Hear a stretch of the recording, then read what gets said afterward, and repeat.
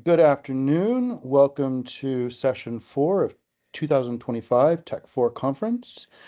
We are here with Mary Elizabeth McNeely of McNeely Technology Solutions. She and I go back a few years through IMCP, the pandemic, and she was a fellow lounge lizard when we were doing some socializing in that wonderful Microsoft ecosystem. Um, when I was preparing for this conference and talking to her, she had some brilliant thought leadership that we decided to include and bring some highly technical conversation into the non-technical world for executives. So I am excited for you all to hear what Mary Elizabeth has to say. She and I have talked about how she likes to handle questions. She has specific sections during the presentation where she will ask for questions. If you would like to pose your questions or have a comment, please either post those in the chat or raise your hand and I will call on you when we get to her designated question and answer sections. Until then, Mary Elizabeth, I hand it over to you. Thank you, Christopher. I appreciate it. It's good to be here today, Christopher. Thank you for the invitation. And today we will be talking about the Safe Databases Framework. And I'm going to go off camera and share my slide deck. All right, sounds good.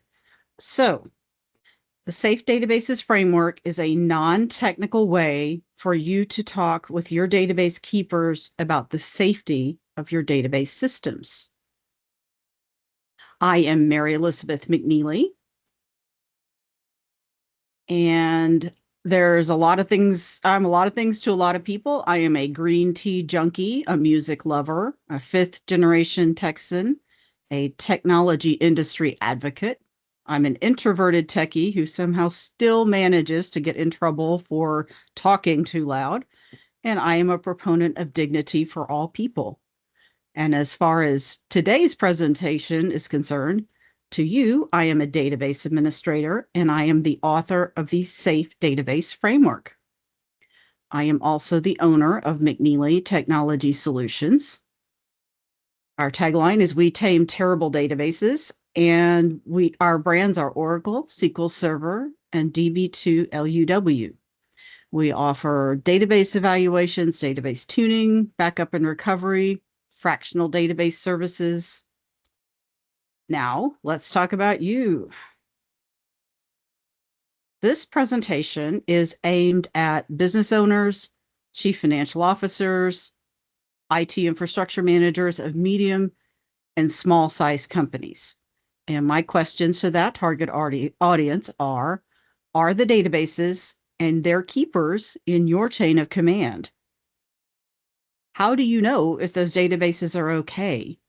And what don't you know? And how do you talk with your team to find out? Do you feel kind of like that guy? Enter the Safe Databases Framework. SAFE is an acronym. It's short for secure, available, flexible, and extensible. Those are the 4 pillars, and we'll talk more about those in the slides to come. We have a framework that we're going to apply, and our test case here is a fictional restaurant called Moe's Fish Shack. I asked AI to make this picture, and AI told me about Moe's. I didn't realize I'd get a soliloquy about them, but apparently Moe's is a beloved regional restaurant known for its fresh seafood, friendly atmosphere, and memorable evenings under the glow of string lights. It is in coastal Texas and has homemade tartar sauce. It is interesting to me that the picture they generated has no people in a beloved restaurant. So I'm not sure how beloved it may or may not be. Anyway, Moe's has 10 locations and it uses several databases. We'll use Moe's restaurant management database system in our examples today. So let's jump into the framework.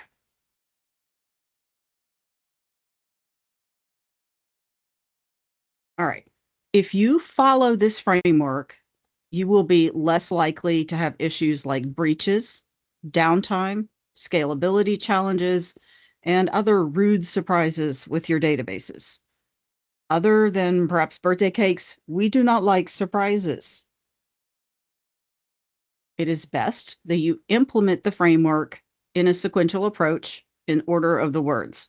You get your database secure, then available, then flexible, then extensible. Go in the order of the word safe.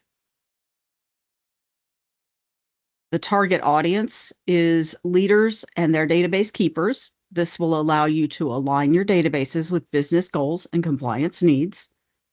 And we are just hitting the high points of the framework today. We won't have time to go through it all. So let's get started. The first pillar is secure. What does secure mean? Well, let's think about your database. What people should be on your database? What devices should be on? What applications, servers, maybe even services? And of those, when they get on, what data should they be able to see? Should they be able to look at the data, add more data, delete the data, change the data, make a backup of your database, make a new user in your database, shut down your database? Probably you don't want everybody to do all of those things. And when should they be able to access your database? Now at Moe's Fish Shack, the food prep people and the people with the daily catch come in at 7 a.m. And then the last cleaning people don't leave until 11 a.m. So probably you wouldn't expect somebody to be using a restaurant management system, let's say in the middle of the night. Nobody's at the restaurant. So you decide what it is, what people and devices should be able to do and how and when. And you only allow your database to have your database allow that access. And that's a deceptively simple sentence. I make it sound so easy, but it's hard to even decide what access should be granted, let alone to restrict the access. But that is the definition of a secure database. Now, databases have audit trails. Audit trails are basically a listing of the activity that's occurred. It could be every darn thing that happened in the database. It could be nothing at all. Maybe you have it turned off. You have to decide in your organization what's necessary for you to audit. A secure database generates properly designed audit trails. And these audit trails can allow the detection of anomalies. It can support forensic investigations. And a secure database also has personnel or technology or both that reviews that audit trail and someone that investigates findings of concern. Now, audit trails are kind of like, they're interesting, like dictionaries and maps are interesting, especially in the beginning. When you implement an audit trail, you might get some surprises about who and what is accessing your database. If the first employees, like we said, report at 7 a.m. and then they leave, the last leave at 11, you would reasonably expect nothing to be using the restaurant management database in between those hours, except maybe a backup or something. So you implement the audit log, and most people are looking at the audit log. What is that thing logging in every 10 minutes?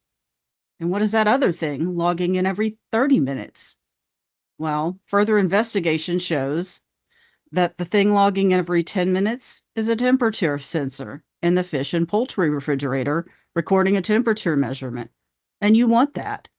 That allows you to prove to the food inspector that you've been keeping your fish and poultry at a safe temperature. And that thing logging in every 30 minutes, that is the freezer. And it is sending a warning message that it thinks it has a Freon leak. So that's legit. But it's uncommon to implement an audit trail and really start looking at it without getting some kind of surprises.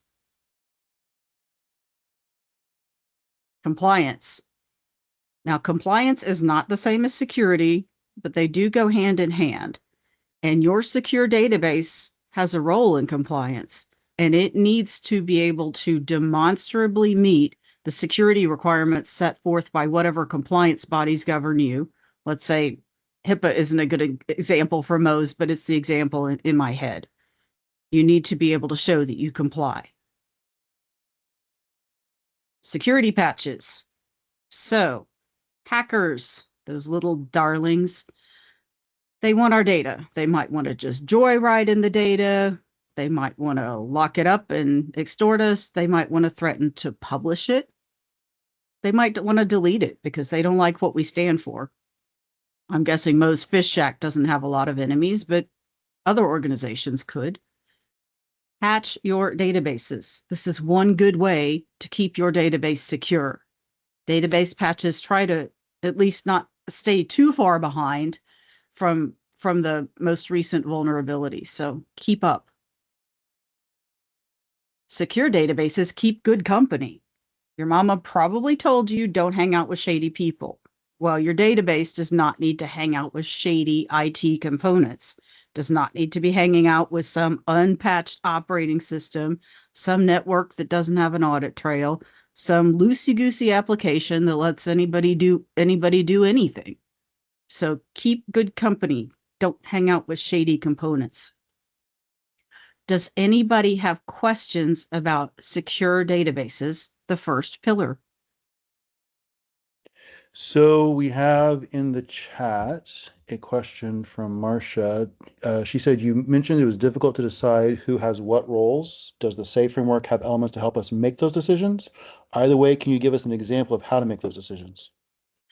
So the SAFE framework isn't going to make your decisions for you. The framework is how to be able to have a conversation with your database's keepers and how to decide as an organization if your database is secure. And in this case, secure means that it meets the access requirements that you have allowed. One thing that compliance frameworks that will help you. It will give you an idea of what kind of roles should have what kind of access. Your own organization could help you. For example, your job descriptions with HR. What are they supposed to be doing? What is their stated job requirement? That may tell you what kind of access they need. Probably somebody in the marketing department does not need access to back up the database or shut down the database. Maybe the CFO should be able to look at financial data, but the line cook probably not. So you can have job roles govern that. That's a start, but you're going to have to decide that with among yourselves. Oh, and the application vendor, they could help you too. They'll have an idea of what roles. They probably have roles built into their application that have certain security structures, and then you can line those up with what you intend each human being or each device or service to be doing. Helpful? While we wait to hear from Marcia, Maria has a question. Maria, you can come on if you want.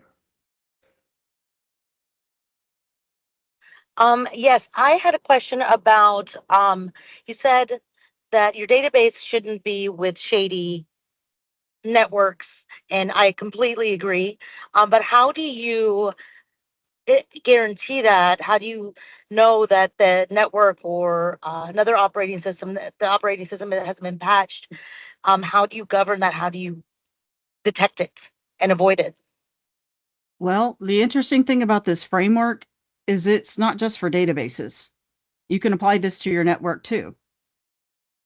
You should decide who should be able to access things in your network and to what degree. Does your network have a good audit trail? Does it meet your compliance requirements? Is it security patched? Does that help?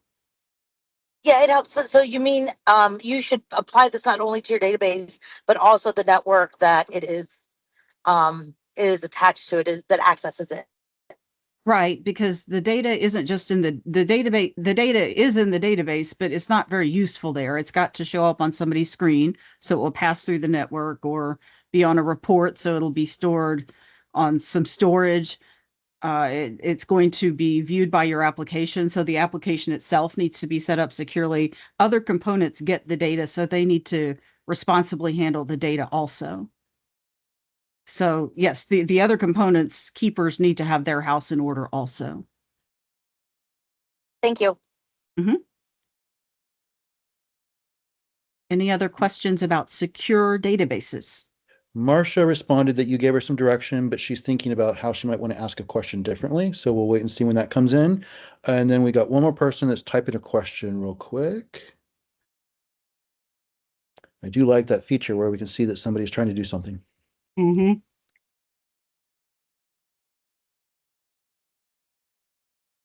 While we wait for that pop up, one of the things that's coming in with your conversation from Maria and yourself just now is when you and I were talking about this session is, this is really about a framework that's designed to help non-technical people talk to any of their technical staff, whether it be databases, network engineers, software developers that are in-house or out of house. It's really to help owners and leaders that don't have any real understanding or comprehension of technology still ask the right questions to be able to achieve their goals, right? Right. And to smoke out possible problems that maybe people thought you knew or that they hadn't thought about themselves. Right. Okay. Teresa's question came in. Mary Elizabeth, in terms of compliance, do you have an assigned person or persons to monitor, or is access role-based? I don't understand how those two are opposite of each other. Can you read it again? Yep. Mary Elizabeth, in terms of compliance, do you have an assigned person or persons to monitor, or is access role-based? And I guess maybe what Teresa's thinking of is whether or not you're going to just say this person is always doing it and it's just like a named person in the organization, or if you instead maybe attach it to a particular role. But Teresa, I'm going to unlock this if you want to be able to come on and ask your question a little bit more. You should be able to unmute yourself now if you want to ask your question. Hello, Mary Elizabeth.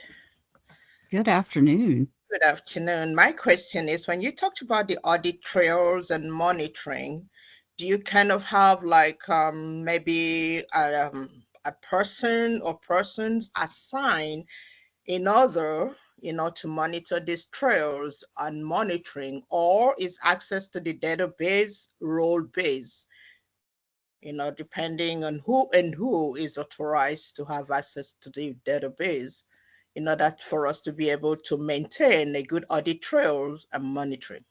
So that's my question. Okay. I believe I understand. So I'll do the last part first. You can have role-based access to your database. I believe that's what you're asking about. For example, you can have an accounts payable clerk who can only look at accounts payable data and they can't back up the database. Is that the nature of your question? Yes. Do you have that set up that way so that it's only when and if needed would one have an access to the database instead of just leaving it open? So you can set up users with role-based access, Okay. and I suppose technically you could have a role only be available at a certain time of day. Usually roles are available just when a user logs in, but if you don't want somebody to do something at a certain time, another approach you could do is just have them not able to log in at all off hours. So you could lock the database down or lock everybody who's not a backup agent down off hours, something like that. Okay. And then can you remind me the first part of the question? Who's reviewing the The audit trail? Yes. So when you set up the restriction to access to users, do you have something set up that monitors who goes in there, when it was accessed, and for what purpose? So that's something the audit trail can be configured to do. The audit trail can contain very granular data about every darn thing that happened in the database. That can get pretty voluminous, and some people don't want to keep all that. Or it can be as small as who logged in and at what time, and what time did they log out. Or in between, just only who logged in and changed something, but we don't care about the rest. So that's up for the organization to decide based on their own security policies, based on what compliance needs they have. They can decide the granularity of that. And then, yes, somebody or something, perhaps some software, should be assigned to monitor those audit trails and to flag things that look suspicious. And probably some human being should be assigned to look at the suspicious activity. Okay, thank you. Helpful? Yes. Any other questions about secure databases? I don't see anything else at the time and no other raised hands. So I think you can move on, Mary Elizabeth. Okay, well, let's move on to the second pillar, which is available. What is an available database? An available database is accessible to the expected user population at the agreed on times. It's that simple. It meets its uptime obligation. Let's talk about a few facets of an available database. One is that it's configured to purpose, meaning what is this database supposed to do? Configure it to do that thing. So if you have a database that normally has 600 active users, your surge capacity is expected to be no more than 800 users. You don't want to configure that for 600 users. You probably want to configure it for 850 users so that you can meet your surge capacity. If you configure it to 600 and you surge to 779, you will have an unavailable database from the perspective of 179 users. That's not available.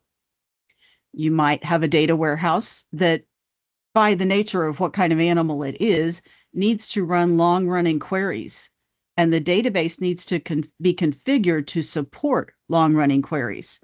If you don't support long-running queries, you didn't configure it to purpose, then queries will get cut off before they finish sometimes. And if the purpose of a data warehouse is to spit out analytics data, it's not going to, and therefore it's not available because it's not doing what it's supposed to do. So figure out what it's supposed to be doing and configure it to do that. An available database is properly resourced. It has the operating system resources it needs. It has enough storage. It has enough network bandwidth so it can perform its necessary functions. If you have a database on a server that's 98, 99% CPU used, that thing could either become unresponsive or the operating system could even crash. That's not an available database. Resilience. An available database has been assessed and remediated for single points of failure. A single point of failure is something that there's only one of, and if you lose it, you will have an availability issue. You can't remediate every single point of failure, but you can remediate a lot of them. As an example, there is a database transaction log, and that's the first place a database writes to. And if you lose that log, the database will probably go down and you will probably have to restore it and you will lose some transactions. That is the opposite of available. In some database brands, you can have two of those logs and they both write at the exact same time. They're mirrors of each other.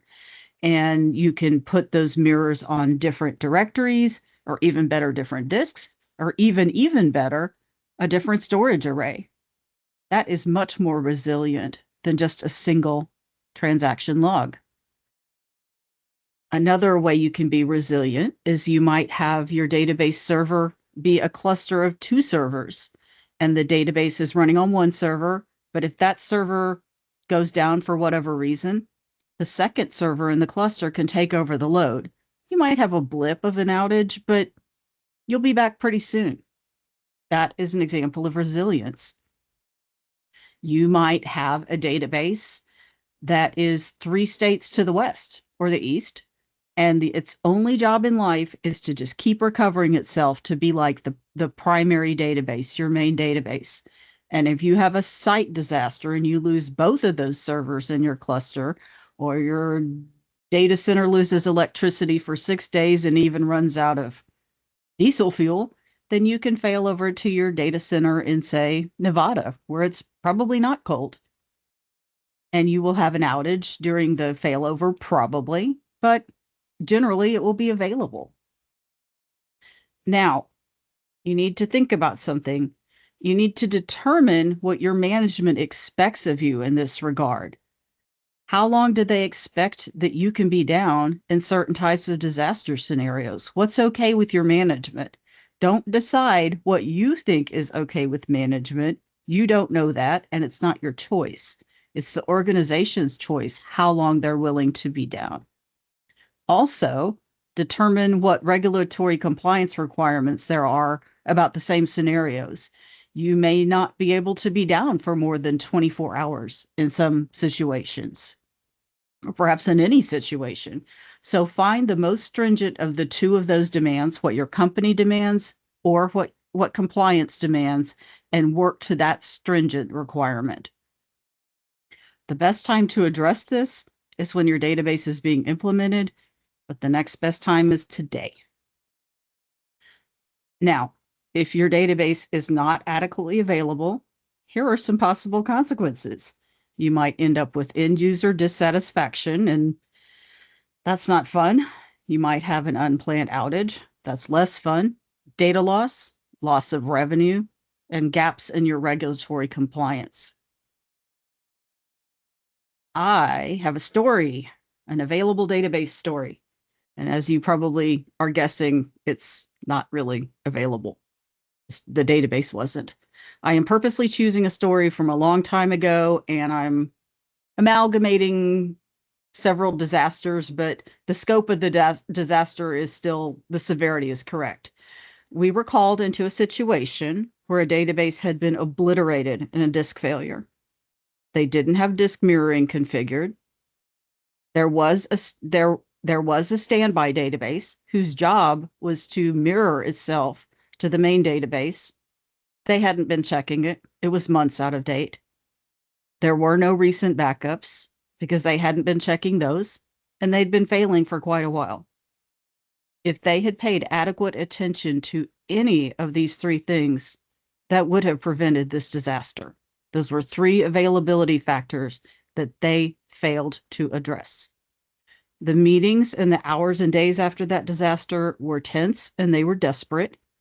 And the organization was ultimately forced to start over with months old data and ask outside parties for data retransmission. That was embarrassing. And as you might guess, it also became a resume necessitating event for some person or people involved in the situation. Does anybody have questions about available databases? In the chat, Jim said that he's building a new consulting business. He's in the finance world. He said he understands some of the technological, but does SAFe help him understand what he doesn't know? And then he followed up later on with, you mentioned CPU at 98%. Is that something I need to know about? If so, how do I figure that out? Well, it depends some on, do you have on-prem databases? Do you have cloud-based databases? CPU at 99% is probably a problem in either event. If you have an on-prem database, then that's going to be on you to get that resolved. If you have a cloud database, you might have a situation where you could have a surge capacity built in, where if it gets like that, it will activate more nodes in your cluster or something similar, depending on your configuration. Does this tell you what you don't know? It's a framework for you to have a discussion with the database keepers who we hope do know. So indirectly, yes, this can help you know what you don't know. The framework itself won't tell you, but it will help you get that answer.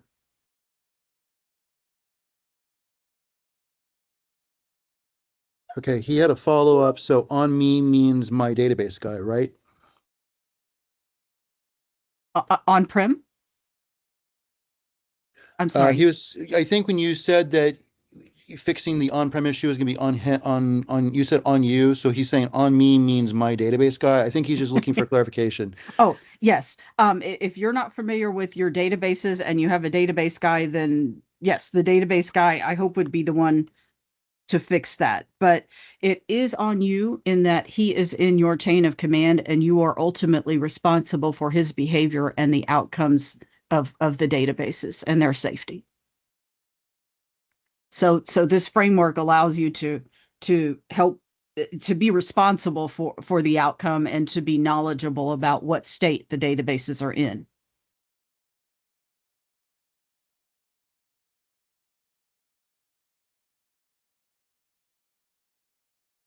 He said, okay, thanks. Maria says, in your story, how were they able to piece the database back together, and what was the effect on the database other than replacing people? I think they ended up going, I think the standby database, which was the copy, was older than the backup, so they went with the backup. And then they pieced it together by asking for retransmissions of data. And I'm not going to say what kind of data it was, but if you knew what industry it was, you would understand why that would be mainly the thing. And then what was the other question? We've got how they pieced it back together. What was the second thing? And what was the effect on the business other than replacing people? I am not privy to know if they were fined by regulators, but possibly they could have been. That's not a crazy thought, but I don't know. Okay. And then Teresa says, I think the other best time to plan recovery time is to incorporate the recovery point objective and recovery time objective. Downtime tolerable should be documented in the company's business continuity and disaster recovery plans. Test with different possible scenario to be prepared and ready. I agree. Those are parts of things you should do to have an available database.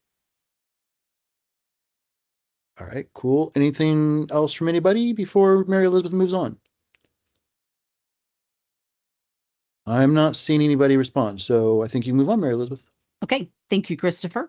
So the next pillar is flexible. Maria just raised her hand. She was being Okay. a little delayed. All right, then we're gonna Maria. hold on. Yes, I apologize for the delay on it.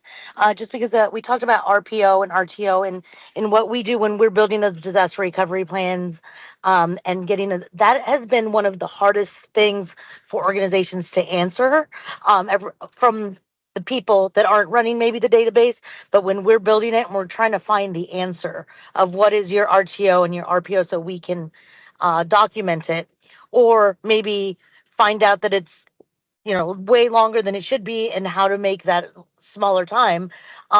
One, why do you think it's so hard for people in my situation that are asking a business about their RTO and their RPO and their IT people, and they have a really hard time answering it? Why do you think that would be? And we'll stop there, and if you can answer that. Okay, you've observed through pattern recognition that I can't keep more than one question in my buffer. So thank you for that. So I did nod toward RTO and RPO when I said ask your management what their expectations are in a disaster. How long can you be down? I didn't talk about data loss, but I was trying to keep it non-technical. But yes, that is what I meant. And I can tell you the pattern that I've seen, and I'm guessing, Maria, it's the same pattern you see. If you ask upper management, well, how much, what is your RPO? How much data can you afford to lose? How many hours of transactions? And the knee will jerk up and they'll say, well, 0. And, and then the tech people, if they're in there, roll their eyes and say, you're not willing to pay for that because 0 does not cost 0. 0 costs a lot. So you end up having this seesaw where they talk about, well, if you want 0, then we're going to have duplicate servers, and then we're going to have stuff across the United States, and we're going to have disaster recovery drills, and the database is going to have strict rules where it's not able to save the transaction here until it also saves it in Nevada, and that's going to slow things down. So it's also going to cost us in terms of possible productivity. So is zero data loss what you want more than you want this funding for other projects, or more than you want your database to be zippy fast? And then the pendulum will start to moderate toward the middle, and each organization finds their medium where they decide how much money can we spend on this and how much response time can we spare and how much disruption can we have with these disaster recovery drills that we'll need to do to make sure that we're taking good care of this complex disaster recovery infrastructure that we're saying that we need. I'm guessing, Maria, you see similar. Yes, well, first of all, I see similar that whenever we're asking the executive team or the leadership those questions, they don't actually know. And it takes some digging, which is very surprising to me, since availability to your data is sometimes what really runs your business, and they don't know what their downtime would be. And this follow-up question, which it might be funny or redundant the way I ask it, but I'm not trying to be facetious. Do you think there's a better non-technical way to ask them that question to get the answer, and also maybe highlight to them that they should know this? I don't think I'm going to win by beating them over the head that they should know this. And your question tells me that you see the same thing that I do. A lot of organizations don't have an RTO or an RPO defined, even if they don't know what that is. If you ask it in other non-technical words, they still don't know what that is. Or sometimes maybe there is one, but management doesn't happen to have been told it from their people in upper management. So I don't know a real non-technical way to talk about it other than, how many hours of transactions can you afford to lose and either not get back or have to redo? And then you kind of have to put IT management together with the compliance people, with upper management, and they have to suss that out. And having compliance people is important in that equation. I know there's, for example, with HIPAA, and might not be remembering exactly correctly, but I know you have to be able to answer if somebody queries and says, "Hey, my name is Bob and my social security number is 5, and I want to know who you have released my HIPAA data to." And if you aren't able to do that because you've got an outage, I'm not sure if there's some time limit that you have to do that in. Maybe you have to provide it within 7 days or 14 days or something, but pretend that that's true, even if it's not. Humor me. So maybe 7 days is your RTO, your return to operations, because of that. So involve your compliance people too. They may have a clue, but I would get all those people at the table. Okay, thank you. Mhm. Thank you for that answer. Any other questions about available databases? Christopher, you're about to say something. There was just a comment from Teresa. Most issue is based on the inability of the organization to determine an identification of the company's critical functions and resources, both applications and people. I think most problems in the world are about resources. Yep. But I think you can move on to flexible. Okay, sounds good. All right, so flexible, that is the F in the Safe Database Framework. What is flexible? Flexible databases support business growth by allowing the newest features as business circumstances dictate. So new database features, meaning features that only the new versions of databases have. This could bring your business a competitive advantage if there was something interesting they wanted to do. Now, we talked about don't hang out with shady people. Let's talk about don't be shady people. If your database is so old, for example, I worked on a database that was 20 years old. That version was 20 years old, and it was married to a really old operating system because it couldn't run on a new operating system. And that old operating system was married to old storage because it couldn't talk to new storage. And the server also couldn't speak in some current network protocols. So they had to do janky things to make that thing talk to the network.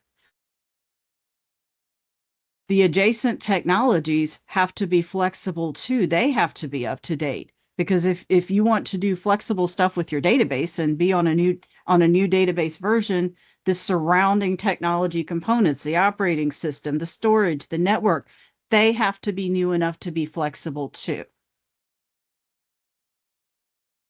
They also need to be new enough to be patchable. And patchability doesn't at first blush sound like a flexibility construct, but it is if you think about it.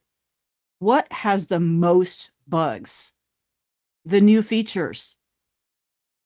They try to test all the stuff at the vendor, but they're going to miss something. They're going to miss how you do it at your shop, and there will be problems. So your database needs to be new enough, and also it needs to have vendor support so it can get error correction patches. If you implement something new and you can't patch it, and now it's broken, you have an availability problem.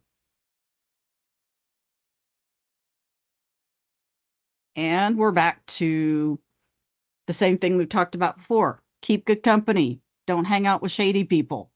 So just as your database should be good company and allow the adjacent technologies to upgrade as they need to, your database needs to be around good technology that is new enough. So everybody in the stack needs to be new enough to allow everybody else to be new. Hope that makes sense. Are there any questions about flexible databases? Marcia says, so if flexible means making use of new features, how does your framework work when the new feature is a security thing?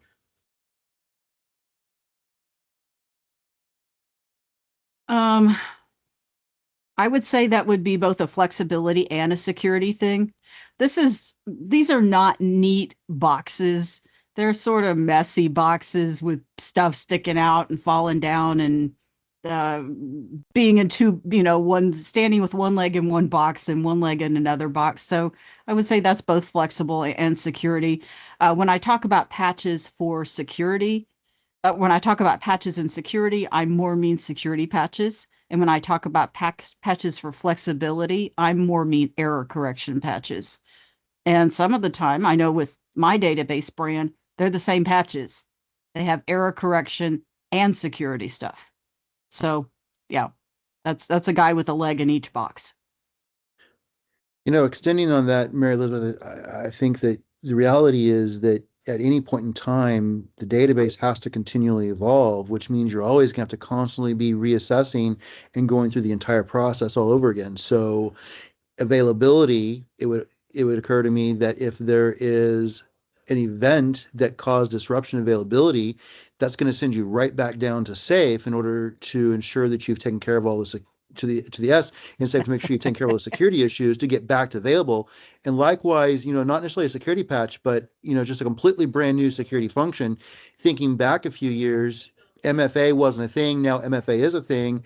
Making use of that new MFA feature means you do have to go back through your SAFE as an executive to ask the right questions to make sure that you're able to address those things, correct?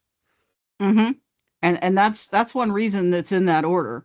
Secure, available, flexible, and extensible. Although sometimes it's true, something that in one end of the tree could send you backwards through the tree, but normally it goes in the first order, like you say. Okay. Teresa, I'm looking at your statement there. Is there a question in that, or is there something you'd like to come online and ask yourself?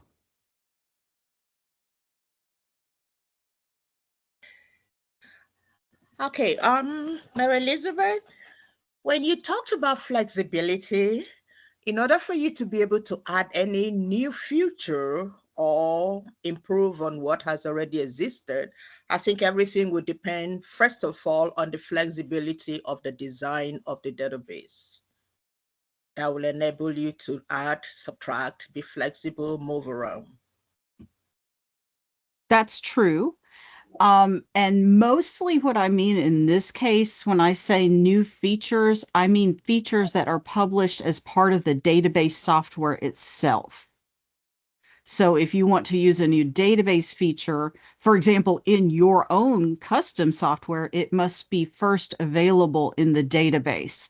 And if it's a feature that's only available in newer versions of the database, then your database needs to be new enough to be flexible enough to have the feature for you to use the feature. Am I answering what you are asking? Yes, but how does that reflect on the design of the efficiency, effectiveness of the database? How does flexibility, go ahead. Or what, yes, with the implementation of anything new, wouldn't that be, how will I put it? The database is already designed, but if the database was not designed in a way that it will accept new features addition, don't you think that that will upset the whole trajectory of the database and other database that may now not be saved with the new feature added? So I think we're talking about two different kinds of new features.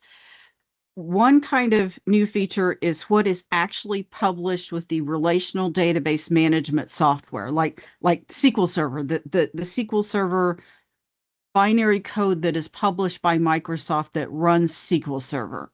Okay. For example, that might be some geographic data storage method. Okay.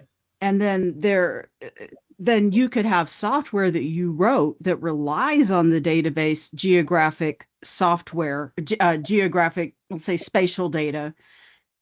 Your software might want to have a new feature about geospatial data, but it can't do that until the database can do the geospatial functions. And geospatial functions aren't new, so it's not a perfect example, but let's say it was. So you would need to have your database new first so that your software could use the new feature and you could grab the business competitive advantage that would allow you. Okay, but it still doesn't answer the question on the design. What if this was not designed in such a way that is flexible? Do we now demand or go for features in the database design that will enable flexibility? If the software that you wrote on top of the database is not flexible enough to use the new database feature? Yes. We go around in that. Well, that's something you're going to have to talk about with the keeper of your software. Okay. That's a little out of scope here, but I do hear what you're saying, and that is a legitimate concern. If you have a new feature and you've worked hard, your database keeper has worked hard to give you a flexible database, but you can't use that feature because your software is too rigid, then that is a problem. And it's just a different kind of problem than what we're talking about here. Okay, thank you. Thank you. There's nothing else if you're ready to move on to the E. Okay. All right, so what else? Now, let's talk a little bit more about flexibility. The consequences of not being flexible really involve delays in being able to contribute to key business initiatives. So stay flexible so that you're not that guy. I know you want the whole business to be flexible, but if you're flexible and it's a network that's not flexible, at least that's not your problem. So stay ahead of the other guy. Let somebody else take the blame. That's sportsmanlike, isn't it? All right, let's move on to the next pillar, which is extensible. That is the E in the SAFe database method. What is extensible? An extensible databases organization. We're going to talk more about the organization than the database. An extensible databases organization has carefully planned for reasonably foreseeable database size or activity growth. So foreseeable. You've planned for the foreseeable future that it can grow enough. Now, at first blush, it seems like that would just be disk space. We need enough disk space, but it could get much more involved in that. If Moe's Fish Shack has 10 locations now, and they want to open 10 more in the next year, that's a possible 100% increase in the database's resource that you need. And you could need to modify operating system parameters. You could need to move to a new storage array. You could need a new server or new servers. If you need to add more CPUs, you might need to get more database licenses if you're licensed by CPU. If you need to add more users to your software, you might need new database licenses if you license by how many humans use your machines, or how many temperature sensors use your machines, how many non-human devices. All those can factor into database licensing. You might need to buy more memory. You might even need to hire additional technology team members. Now, some of those can be quite expensive, and some of them can be also long-term projects. So those are conversations you should probably be having in October. Why October? That's when most companies are looking at next year's budget. So look ahead and plan ahead. So this next topic here probably won't be a surprise. Mo's upper management needs to keep middle management informed of planned key organizational changes, like growing your restaurants by 100%. And middle management needs to work with the database keepers to let them know this needs to happen and by when. And the database keepers need to talk to middle management about this is what this means. We need more servers. We're going to need one more team member, and we need 10 more CPU licenses. And this is what it's going to cost. And then middle management needs to go back to upper management and say, this is what we have to have. Let's see. Back to keeps key company or keeps good company. We always have this. Your database can't be extensible if the network can't handle more bandwidth, if the disks can't handle don't have more space, if the server can't handle more CPU usage, if the operating system isn't properly parameterized to handle more users. Now, so these people's keepers, the storage keepers, the operating system keepers, the network keepers, their managers need to keep them informed too, that there's going to be 10 new restaurants, and they need to keep their managers informed that, hey, this will force a network upgrade.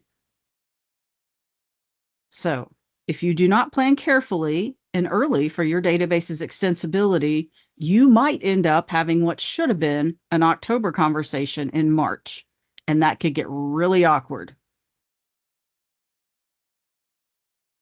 All right, I have a story. This is my extensible database story, actually my non-extensible database story. Now, a lot of time, database grows predictably. It's fairly much a straight line. Sometimes you can get surprised, but this company had predictable data growth. And yet somehow they got their tail stuck in the door, and they found that they did not have enough space to make it much longer without buying new storage hardware. Upper management was not happy that went unforeseen. The client and initially told them, no, you can't have it. So the client considered, well, now what are we going to do? They thought about, well, we're going to export some of this old data and we'll re-import it when there is more storage. Well, then the end user community got mad and said, no, we can't do that. We have to have this data available within 48 hours to regulators if they ask for it. You can't put this back in 48 hours. You're already telling us we're running out of space. What are you thinking? And then the client thought, well, we'll use some crappy old storage that we thought we weren't going to use anymore. And then the IT staff started fighting amongst themselves. This storage is old and janky. It might not hold up much longer. We could lose data. So that was just strife all the way around. I witnessed lots of that in several meetings about this topic. Planning ahead, watching your trends about extensibility, and having October conversations actually in October would have prevented this fuss. Does anybody have any questions about extensible databases? There's no hand raised and there's no new questions. All right. Did I put everybody to sleep? So, safe databases are secure, extensible. No, safe databases are secure, available, flexible, and extensible. So that's a wrap up of the 4 pillars. Now, the actual conversation. Is that your database keeper right there? Is that how you see him or her? Well, I'm a database keeper, and I know your thought might be, have you met my database keeper, Mary Elizabeth? They are scary. They don't want to talk to me. I don't understand the terminology. Well, all right. I'm one of those scary people. Let's talk about a conversation that I had when I was a keeper. I was at a client site and I dotted lined to several people at the client, but didn't really report directly to anybody within the client organization. And that was awkward and didn't make me feel real good. And then one day they said, okay, we have a new manager and we're going to all report directly to him. And he was there maybe 2 days when he got each of us individually in his office. And he asked me, Mary Elizabeth, what keeps you up at night?